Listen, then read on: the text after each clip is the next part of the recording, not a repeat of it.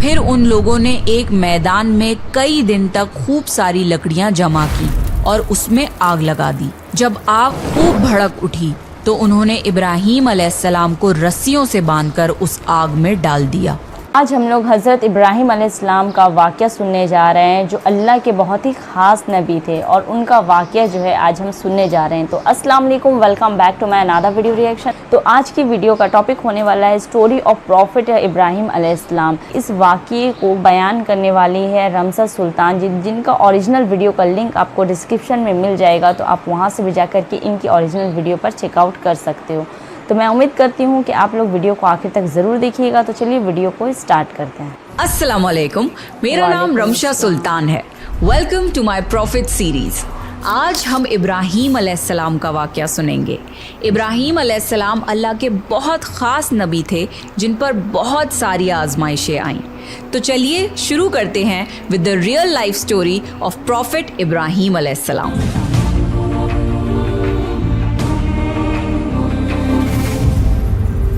ابراہیم علیہ السلام عراق کے مشہور شہر بابل میں پیدا ہوئے۔ ابراہیم علیہ السلام کے باپ بتوں کو تراش کر بیچتے تھے اور خود بھی بتوں کی عبادت کرتے تھے۔ ابراہیم علیہ السلام نے اپنے باپ اور اپنی قوم سے فرمایا، تم کس کی عبادت کرتے ہو؟ وہ کہنے لگے، بتوں کی۔ ابراہیم علیہ السلام نے فرمایا، جب تم بتوں کو پکارتے ہو تو کیا وہ سنتے بھی ہیں، یا وہ تمہیں کوئی نفع اور نقصان بھی پہنچا سکتے ہیں؟ تو لوگوں نے کہا، یہ ہم کچھ نہیں جانتے، ہم نے تو اپنے باپ داداؤں کو اسی طرح کرتے پایا ہے۔ اللہ نے ابراہیم علیہ السلام کو کم عمر میں ہی ہدایت دے دی تھی، اس لیے ابراہیم علیہ السلام نے کبھی ایک لمحے کے لیے بھی بتوں کی عبادت نہیں کی تھی۔ ابراہیم علیہ السلام نے اپنے باپ کو سمجھانے کی بہت کوشش کری اور فرمایا، ابا، مجھے ایسا علم ملا ہے جو آپ کو نہیں ملا، اس لیے میرے ساتھ ہو جائیے، میں آپ کو سیدھا راستہ دکھاؤں گا۔ ابا، شیطان کی عبادت نہ کیجیے، بے شک شیطان اللہ کا نافرمان ہے۔ ابا، مجھے ڈر لگتا ہے کہ آپ کو اللہ کا عذاب نہ آ پکڑے، کہ آپ شیطان کے ساتھی نہ ہو جائیں۔ ان کے باپ نے جواب دیا، اے ابراہیم، کیا تو میرے معبودوں سے پھرا ہوا ہے؟ اگر تو باز نہ آیا تو میں تجھے سنسار کر دوں گا، تو مجھ سے دور چلا جا اور کبھی نظر نہ آئے۔ ابراہیم علیہ السلام نے اپنے باپ سے فرمایا، آپ پر سلامتی ہو، میں اپنے رب سے آپ کے لیے بخشش طلب کرتا رہوں گا۔ والد کے سخت جواب کے بعد ابراہیم علیہ السلام نے ان سے علیحدگی اختیار کر لی۔ ابراہیم علیہ السلام بت پرستی سے سخت چڑھتے تھے۔ عید کے دن ان کی قوم کے لوگ کھانا پکا کر معبودوں کے سامنے رکھ دیتے، پھر شہر کے باہر ایک میدان میں جمع ہوتے، وہاں کھیلتے کودتے اور خوشیاں مناتے۔ شام کو گھروں کی طرف آتے، صبح بتوں کے پاس جو کھانا رکھ گئے تھے اس کو اٹھاتے اور تبرک سمجھ کر کھا جاتے۔ اس دفعہ جب عید کا دن آیا تو سب تیار ہو گئے، پر ابراہیم علیہ السلام تیار نہیں ہوئے۔ وہ لوگ جانے سے پہلے ابراہیم علیہ السلام کے پاس آئے اور پوچھا، کیا آپ ہمارے ساتھ نہیں جائیں گے؟ ابراہیم علیہ السلام نے آسمان کی طرف نگاہ کی اور فرمایا، میں بیمار ہوں۔ وہ لوگ ابراہیم علیہ السلام کو چھوڑ کر چلے گئے۔ پھر ابراہیم علیہ السلام ان بتوں کے پاس گئے، دیکھا کہ ان کے سامنے کھانا پڑا ہے اور ان بتوں نے اس کھانے کو چھوا تک نہ تھا۔ ابراہیم علیہ السلام نے انہیں مخاطب کر کے کہا، یہ اتنا کھانا تمہارے سامنے پڑا ہے، تم اس کو کھاتے کیوں نہیں؟ تمہیں کیا ہو گیا ہے کہ بات تک نہیں کرتے؟ پھر پوری طاقت سے کلہاڑا مار کر ان کے ٹکڑے ٹکڑے کر دیے، لیکن بڑے بت کو چھوڑ دیا۔ تمام چھوٹے بتوں کو توڑ کر کلہاڑا اس بڑے بت کے کندھے پر رکھ دیا۔ لوگ جب واپس لوٹے تو حیران رہ گئے کہ یہ کیسے ہو گیا۔ قوم کے لوگوں نے مشورہ کیا کہ سب کو جمع کرو اور ابراہیم کو بلاؤ اور اسے سزا دو۔ سب جمع ہو گئے اور ابراہیم علیہ السلام سے بولا گیا، اے ابراہیم، ہمارے بتوں کے ساتھ یہ حرکت تم نے کی ہے؟ ابراہیم علیہ السلام نے جواب دیا، یہ کام تو اس بڑے بت کا ہے، مجھ سے کیوں پوچھتے ہو؟ تم اپنے معبودوں سے کیوں نہیں پوچھ لیتے کہ ان کے ٹکڑے ٹکڑے کس نے اڑائے ہیں؟ ابراہیم علیہ السلام کی یہ بات سن کر وہ سب سوچ میں پڑ گئے۔ پھر کہا، اے ابراہیم، کیا تمہیں علم نہیں کہ یہ بول نہیں سکتے؟ اب ابراہیم علیہ السلام نے فرمایا، تم اللہ کے سوا ان کی عبادت کیوں کرتے ہو جو تمہیں کچھ بھی نفع نہ دے سکیں اور نہ ہی نقصان پہنچا سکیں؟ تعجب ہے تم پر اور ان پر بھی جن کو تم اللہ کے سوا پکارتے ہو۔ तुम उनकी पूजा करते हो जिनको तुम खुद अपने हाथों से तराशते हो। क्या तुम में बिल्कुल अकल नहीं? लेकिन सब कुछ समझने के बाद भी वो लोग अपने कुफ्र पर डटे रहे और इब्राहीम अलैहिस्सलाम को सजा देने का फैसला कर लिया। फिर उन लोगों ने एक मैदान में कई दिन तक खूब सारी लकड़ियां जमा की और उसमें आग लगा दी। जब आग खूब भड़क उठी तो उन्होंने इब्राहीम अलैहिस्सलाम को रस्सियों से बांधकर उस वक्त इब्राहीम अलैहिस्सलाम ने ये दुआ पढ़ी, हस्बुनल्लाहु व निअमल वकील, मेरे लिए अल्लाह काफी है और वही बेहतरीन कारसाज है। अल्लाह ने आग से फरमाया, ए आग, इब्राहीम पर ठंडी हो जा और सलामती वाली हो जा। चुनाचे जब इब्राहीम अलैहिस्सलाम को आग में डाला गया तो वो ठंडी हो गई। आग भी अल्लाह के हुक्म के बगैर नहीं जला सकती, इसलिए क्योंकि ये भी अल्लाह की मखलूक है और इसकी कुदरत भी अल्लाह के पास है। इसलिए जब आग को अल्लाह की तरफ से ठंडा होने का हुक्म हुआ तो वो ठंडी हो गई। आग ने न इब्राहीम अलैहिस्सलाम के कपड़े जलाए और न जिस्म के किसी हिस्से को नुकसान पहुंचाया, सिर्फ वो रस्सियां जलाईं जिनसे आपको बांधा गया था। लोग आग के आसपास इब्राहीम अलैहिस्सलाम को जलता हुआ देखने के लिए खड़े थे, लेकिन वो ये देखकर हैरान रह गए कि इब्राहीम अलैहिस्सलाम बड़े नाज से आग के दरमियान बैठे हैं। लोग इस मौजज़े को देखकर हैरत ज़दा थे। फिर इब्राहीम अलैहिस्सलाम आग से निकले। इतना बड़ा मौजज़ा देखने के बाद भी लूत अलैहिस्सलाम के सिवा कोई ईमान नहीं लाया। पूरे बाबिल शहर के लोग कुफर ही पर डटे रहे। इब्राहीम अलैहिस्सलाम उनका ये रवैया देखकर नाउम्मीद हो गए कि इससे बढ़कर ये कौन सा मौजज़ा देखना चाहते हैं। उस वक्त बाबिल पर नमरूद नामी बादशाह की हुकूमत थी। जब उसके पास इस मौजज़े की खबर पहुंची तो उसने अपने दरबार में इब्राहीम अलैहिस्सलाम को पेश करने का हुक्म दिया। उसने इब्राहीम अलैहिस्सलाम से उनके रब के बारे में पूछा। इब्राहीम अलैहिस्सलाम ने जवाब दिया, मेरा रब वो है जो जिंदा करता है और मारता है। जवाब में उसने कहा, मैं भी जिंदा करता हूँ और मारता हूँ। उसने हुक्म दिया कि जेल से 2 आदमियों को ले आओ। फिर उसने एक को कत्ल करने का हुक्म दिया और दूसरे को माफ कर दिया और कहने लगा कि देख लो, मेरे हुक्म से लोग मरते हैं और मेरे हुक्म से उन्हें जिंदगी मिलती है। इस पर इब्राहीम अलैहिस्सलाम ने कहा, बेशक अल्लाह सूरज को मशरिक से लाता है, तू उसको मगरिब से ले आ। इस पर नमरूद के पास कोई जवाब न था। फिर उसने इब्राहीम अलैहिस्सलाम को शहर से निकल जाने का हुक्म दिया। इब्राहीम अलैहिस्सलाम इराक को छोड़कर शाम की तरफ चल दिए। यहाँ पर उन्होंने अपने चचा की बेटी सारा अलैहिस्सलाम से शादी की और यहीं रहने लगे। इस शहर के लोग बुतों की पूजा नहीं करते थे, बल्कि सितारों को पूजते थे। ये लोग रात को इबादत करते थे क्योंकि सितारे रात को दिखते हैं। एक रात इब्राहीम अलैहिस्सलाम इन लोगों के साथ निकले और एक चमकते हुए तारे को देखकर मजाक में बोले कि ये मेरा रब है। फिर जब वो तारा छुप गया तो बोले कि ये मेरा रब कैसे हो सकता है जो छुप जाए। अगली रात उन्होंने चांद को देखकर बोला, ये मेरा रब है। फिर जब दिन हुआ और चांद छुप गया तो बोले, ये रब कैसे हो सकता है। अगर दिन के वक्त किसी को अपने रब की हाजत होगी तो वो क्या करेगा। इन बातों से इब्राहीम अलैहिस्सलाम उन लोगों को गौर व फिक्र की दावत दे रहे थे ताकि वो लोग गौर करें। फिर जब दिन हुआ और सूरज निकला तो कहने लगे, ये मेरा रब है, ये तो सबसे बड़ा है। लेकिन जब वो भी गुरूब हो गया तो कहने लगे, ये भी रब कहलाने के लायक नहीं, ये सब तो मखलूक हैं और इनका खालिक कोई और है। मैं तो उसकी इबादत करता हूँ जिसने आसमान और ज़मीन को पैदा किया। उन लोगों ने फिर भी कुफ्र ही किया और कोई भी ईमान नहीं लाया। चुनाचे इब्राहीम अलैहिस्सलाम ने फिर हिजरत करने का फैसला किया और मिस्र जा पहुँचे। मिस्र के बादशाह को खबर मिली कि एक शख्स हिजरत करके आया है और उसके साथ एक औरत है जो बहुत हसीन और जमील है। उस बादशाह ने अपने लोगों को भेजा कि उस औरत को मेरे पास ले आओ और पता करना कि उसके साथ जो आदमी है वो कौन है। अगर वो उसका शौहर हो तो उसे कत्ल कर देना। उधर बादशाह ने अपने लोगों को भेजा, इधर अल्लाह ने इब्राहीम अलैहिस्सलाम को वही भेज दी। इब्राहीम अलैहिस्सलाम ने सारा अलैहिस्सलाम से कहा, अगर वो तुमसे मेरे बारे में पूछें तो कह देना तुम मेरी बहन हो। फिर उन्होंने समझाया कि इस रूहे ज़मीन पे मेरे और तुम्हारे सिवा कोई ईमान वाला नहीं, اس لحاظ سے تم میری دینی بہن ہو۔ اس ظالم بادشاہ نے سارہ علیہ السلام کو اپنے محل میں بلا لیا۔ جب اس نے سارہ علیہ السلام کے ساتھ بدکاری کرنے کے لیے اپنے ہاتھ آگے بڑھائے تو سارہ علیہ السلام نے اللہ سے دعا کی اور دعا کی برکت سے اس بادشاہ کا ہاتھ جم گیا۔ وہ بری طرح چیخنے لگا اور اس کے سارے ملازم آ گئے۔ یہ دیکھ کر سارہ علیہ السلام ڈر گئیں اور سوچا کہ اگر یہ مر گیا تو لوگ یہ سوچیں گے کہ میں نے اسے قتل کیا ہے۔ پھر انہوں نے اسے نجات دینے کے لیے اللہ سے دعا کی اور اس بادشاہ کا ہاتھ ٹھیک ہو گیا، پر اس نے پھر سے وہی حرکت کی، اس کا ہاتھ پھر جم گیا۔ ایسا 3 مرتبہ ہوا اور آخری بار اس نے سارہ علیہ السلام سے وعدہ کیا کہ اب کی بار اگر تو مجھے اس مصیبت سے نجات دلائے گی تو میں تجھے چھوڑ دوں گا۔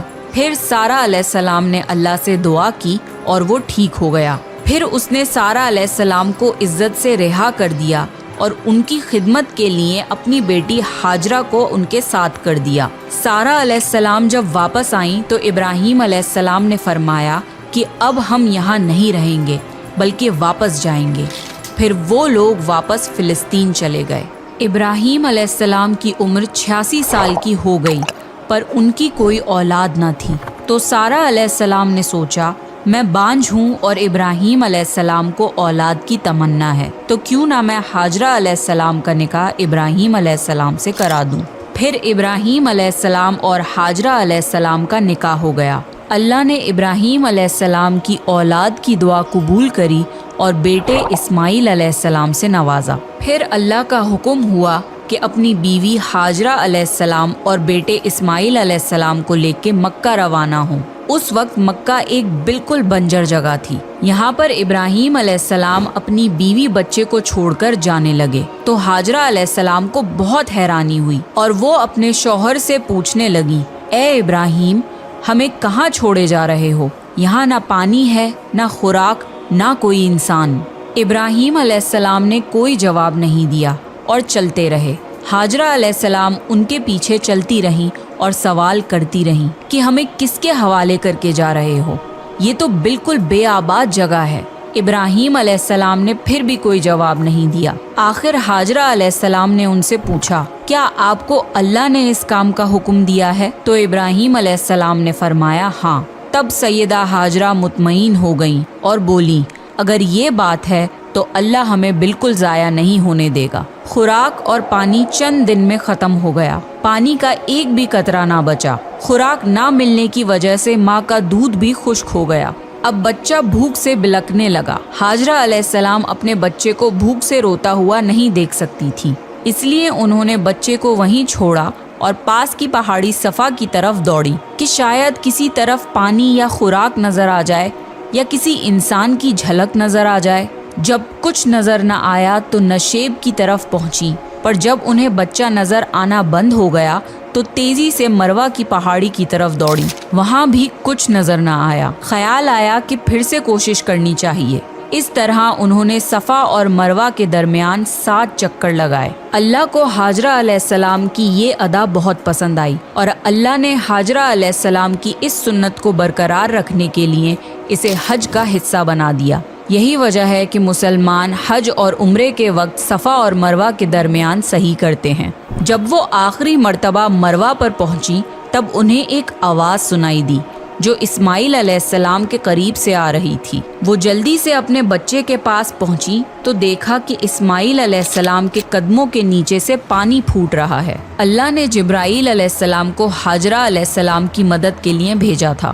انہوں نے زمزم والی جگہ پہ اپنا پر مارا تو اسماعیل علیہ السلام کے قدموں کے پاس سے زمزم کا عظیم چشمہ جاری ہو گیا۔ اللہ نے اپنے ان بندوں کے لیے زمین پھاڑ کر ایک چشمہ نکال دیا۔ یہی آب زمزم کا آغاز تھا۔ ہاجرہ علیہ السلام پانی کو حیرانی اور خوشی سے دیکھ رہی تھیں۔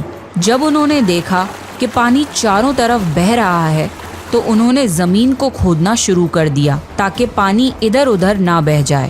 پھر انہوں نے اس گڑھے کے چاروں طرف پتھر رکھ دیے اور بولی زم زم، یعنی رک جا۔ نبی صلی اللہ علیہ وسلم کا فرمان ہے، اللہ اسماعیل علیہ السلام کی والدہ پر رحم فرمائے، اگر وہ جلد بازی سے کام نہ لیتی تو زمزم ایک بہنے والا چشمہ ہوتا۔ ہاجرہ علیہ السلام نے اسماعیل علیہ السلام کو پانی پلایا اور خود بھی پیا۔ بس یہی آب زمزم ان کے کھانے اور پینے کا کام دیتا تھا۔ کچھ ہی دنوں میں ہجرت کرنے والا ایک قبیلہ پانی کی تلاش میں وہاں پہنچا۔ انہوں نے ہاجرہ علیہ السلام سے وہاں پڑاؤ ڈالنے کی اجازت مانگی۔ ہاجرہ علیہ السلام نے فرمایا، ٹھیک ہے، لیکن آپ کو اجرت ادا کرنی ہوگی۔ قبیلے کے لیے یہ سستا سودا تھا۔ انہوں نے فوراً حامی بھر لی۔ اس طرح وہاں رہائش شروع ہو گئی اور اسماعیل علیہ السلام وہاں پرورش پاتے رہے۔ اس قبیلے کی مکہ میں رہائش ابراہیم علیہ السلام کی دعا کا نتیجہ تھی۔ جب ابراہیم علیہ السلام نے اپنے بیوی بچے کو بنجر جگہ پہ چھوڑا تھا تو یہ دعا مانگی تھی، اے ہمارے پروردگار، میں نے اپنی کچھ اولاد اس بے آباد جنگل میں تیرے گھر کے پاس بسائی ہے، یہ اس لیے کہ وہ نماز قائم کریں، پس تو کچھ لوگوں کے دلوں کو ان کی طرف مائل کر دے اور انہیں پھلوں کی روزیاں عطا فرما تاکہ یہ شکر گزاری کریں۔ دن گزرتے رہے اور اسماعیل علیہ السلام مکہ میں بڑے ہوتے رہے۔ ابراہیم علیہ السلام ہر سال 1-2 بار اپنے گھرانے کی دیکھ بھال کے لیے چکر لگاتے تھے۔ جب اسماعیل علیہ السلام نے ہوش سنبھالا تو ایک بار پھر آزمائش کا وقت آ گیا۔ ابراہیم علیہ السلام نے خواب میں دیکھا کہ وہ اسماعیل علیہ السلام کو ذبح کر رہے ہیں۔ ان کی نیند کھل گئی۔ ابراہیم علیہ السلام جانتے تھے کہ انبیاؤں کے خواب اللہ کی طرف سے وحی ہوتے ہیں، لہٰذا انہوں نے اس خواب کے مطابق عمل کرنے کا ارادہ کر لیا۔ ابراہیم علیہ السلام نے اسماعیل علیہ السلام سے فرمایا، میرے پیارے بیٹے، میں نے خواب میں دیکھا ہے کہ میں تمہیں ذبح کر رہا ہوں، اب تم بتاؤ کہ تمہاری کیا رائے ہے؟ اسماعیل علیہ السلام نے فرمایا، اے ابا جان، آپ کو جو حکم ملا ہے اس کو کر گزریے، انشاءاللہ آپ مجھے صبر کرنے والوں میں پائیں گے۔ باپ بیٹے دونوں اللہ کا حکم پورا کرنے کے لیے پیش ہو گئے۔